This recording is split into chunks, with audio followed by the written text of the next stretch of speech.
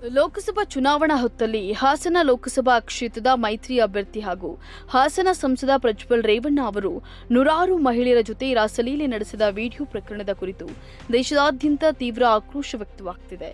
ಈ ಪ್ರಕರಣಕ್ಕೆ ಸಂಬಂಧಿಸಿದಂತೆ ಸಾಕಷ್ಟು ವಿರೋಧಗಳು ಕೇಳಿ ಬರ್ತಿದ್ದು, ಮೊದಲ ಬಾರಿಗೆ ಜೆಡಿಎಸ್ ಯುವ ಘಟಕದ ಅಧ್ಯಕ್ಷ ನಿಖಿಲ್ ಕುಮಾರಸ್ವಾಮಿ ಅವರು ಪ್ರತಿಕ್ರಿಯಿಸಿದ್ದಾರೆ. ಹೌದು, ಈ ಕುರಿತು ಶನಿವಾರ ಮಾಧ್ಯಮಗಳ ಜೊತೆಗೆ ನಿಖಿಲ್ ಕುಮಾರಸ್ವಾಮಿ ಮಾತನಾಡಿ, ಹಾಸನ ವಿಚಾರ ಆಗಲಿ ನನಗೂ ಅದಕ್ಕೂ ಸಂಬಂಧ ಇಲ್ಲ. ನಾನು ಹೆಚ್ಚಿಗೆ ಹಾಸನಕ್ಕೆ ಕಾಲೇ ಇಟ್ಟಿಲ್ಲ. ಹೋದರೆ ಹಾಸನಾಂಬ ಉತ್ಸವಕ್ಕೆ ಮಾತ್ರ ಹೋಗ್ತೇನೆ. ಹಾಸನ ಸಂಸದರಿಗೂ ನನಗೂ ಸಂಬಂಧವಿಲ್ಲ ಅಂತ ಹೇಳಿದ್ದಾರೆ.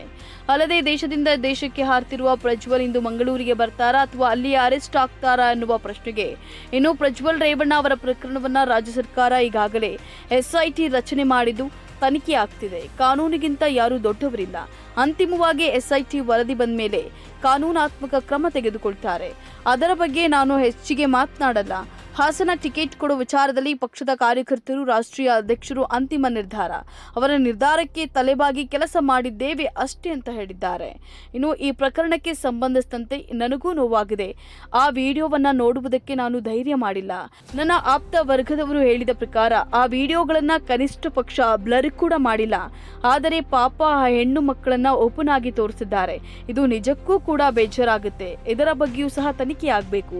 ಕಾನೂನಿಗಿಂತ ಯಾರೂ ದೊಡ್ಡವರಲ್ಲ ಅಂತ ಹೇಳಿದ್ದಾರೆ. ಇನ್ನು ಈ ಪ್ರಕರಣದಿಂದ ಕರ್ನಾಟಕದ ಜನತೆ ತಪ್ಪು ಸಂದೇಶವನ್ನ ಕೊಡ್ತಿದೆ. ವಿಶೇಷವಾಗಿ ದೇವೇಗೌಡರ ಜೀವನ ತೆರೆದ ಪುಸ್ತಕ. ಅಜ್ಜಿ ಚೆನ್ನಮ್ಮ ಯಾವ ರೀತಿ ಬದುಕಿದ್ರು ಅಂತ ಎಲ್ಲರಿಗೂ ಗೊತ್ತಿದೆ. ಅದು ನಮಗೆ ದೊಡ್ಡ ಸ್ಫೂರ್ತಿ. ಯಾವ ರೀತಿ ದಂಪತಿ ಬಾಳಿ ಬದುಕಬೇಕು ಅಂತ ತೋರಿಸಿಕೊಟ್ಟಿದ್ದಾರೆ. ಬಹುಶಃ ಈ ವಿಚಾರದಲ್ಲಿ ಅವರು ಸಾಕಷ್ಟು ನೊಂದಿದ್ದಾರೆ ಅಂತ ಹೇಳಿ ನಿಖಿಲ್ ಕುಮಾರಸ್ವಾಮಿ ಹೇಳಿದ್ದಾರೆ.